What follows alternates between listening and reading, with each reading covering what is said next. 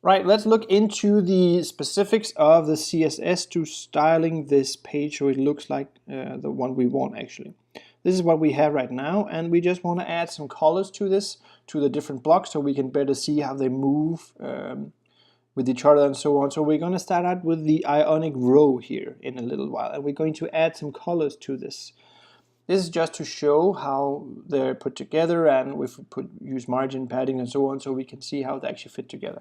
So let's add a color to this, and let's add some light gray in this case, and let's update it, and now you can see the 3 rows are actually getting a color. So the top, the center, and the footer part here.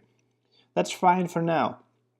That's what we actually want, and then we want to start assigning a little bit more value to these here, so we can actually see. So if we go into the inspect tool, we can see we want to focus on the columns. So if you see where this says ion-column dot col, that's the actual class that's assigned to all of these. The mouse over there disappeared, moving the mouse back, and then woo, it's here again. So this is a class that we want to target to change the color, in this case, of the columns. That's kind of hard to say 10 times in a row, I think.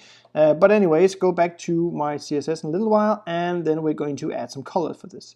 So not in the row, because we're using SCSS, we're going to use the nested thing. So we can use a dot, and remember to be inside these curly brackets here. Really important, because you put them outside, it's not what we want in this case. To put the dot col, so the class, if there's a class of columns inside the row, we're going to add some colors for this. Come on, write the colors, you red-shirted slow-mo. Yeah, it's more like it. Yeah, green, change it to something else because I'm weird. So I apparently didn't want the green anyways, so I'm gonna make a lot of errors and do it over and choose a blue color. Come on, yeah, we go. That's the blue. So right now that is actually printing out all the rows, so everything turned blue, also the rows. This is because we haven't specifically told the system that only the rows in the center one needs to be blue and not everything. So we're going to look into our HTML again, and then we're going to assign a class to the second row. So remember, this is the row, the middle row, and we're going to assign a class to this. So we're going to call it main, I think. I changed it to main. Yeah, we go. So main, and remember to add it on the middle row in this case. And now we can just go up here, type row, after the iron row, type dot main. So now it's only the class that is fit to this. And let's go see, woo, now it disappeared from the rest, and it's only attacking the columns, selecting the columns that are in a row that has a class of main. So that's awesome. Now we're just going to add a color to the rest of them, and we're going to be moving around this a little bit in the next few minutes to see how we can actually start working with all of these things. So now we added the colors back, and we're going to continue with styling this dot column here. Next part we're going to be looking into is what are we actually missing from the previous thing we were actually looking at, and that is the, let's see, the rounded border here. So that's called border radius. So we're going to be adding those as well. Border radius, let's go, 5 pixels. And now we have these curved edges instead of these pointy edges, and that's pretty. At least on this design is pretty. And we're going to add some padding, so we're pushing the content inside the boxes a little bit closer into the center and giving space around, so it's not all the way at the end of the HTML block that we created.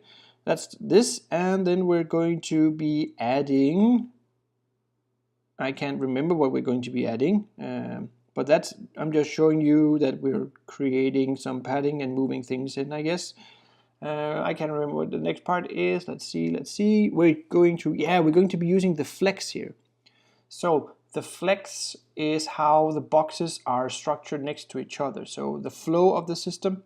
And the first one here, it says 1, 1, 2, 25. The first one means that we're going to allow all these boxes to use all the space of the width. So as you can see now, the 2 top boxes are actually going from 100% in total width, so they're 50% each, right?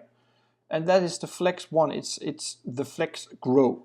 So if we set it to 1, we're allowing the boxes to go to this amount of width.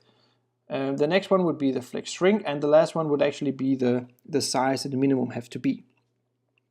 Now I'm adding some margin to all of the columns.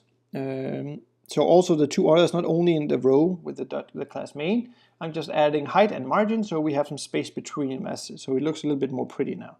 And that's kind of what we need for this part here. Just to quickly recap the flex up here, that won't actually do anything. It's the other one that's going to change things. So that doesn't do a lot because it's the flex shrink, flex grow, flex shrink. I think it's the flex shrink. But the first one here is actually going to make the changes. So now I'm going to change it. Now they are going to be fixed at 250 pixels when I refresh. So look at the refresh in the little bar, and you can see now we also have this blank space around. This is what the flex 1 does in this case. It actually makes sure the boxes, they will resize in width so they fit with the total screen of the browser. So let's put this back to 1 and have them be refitted in a moment. The 250 is setting the value of the minimum width of these boxes before it's going to do a new breakpoint, so change put a new row in or so on and so on. So when it goes below 250, it's going to go into a new row. Yes, a new row. Anyways, this is kind of the first part of implementing it by using our own CSS. And this kind of gives us a little bit of issues, especially here. As you can see, we have 3, 3, and 2.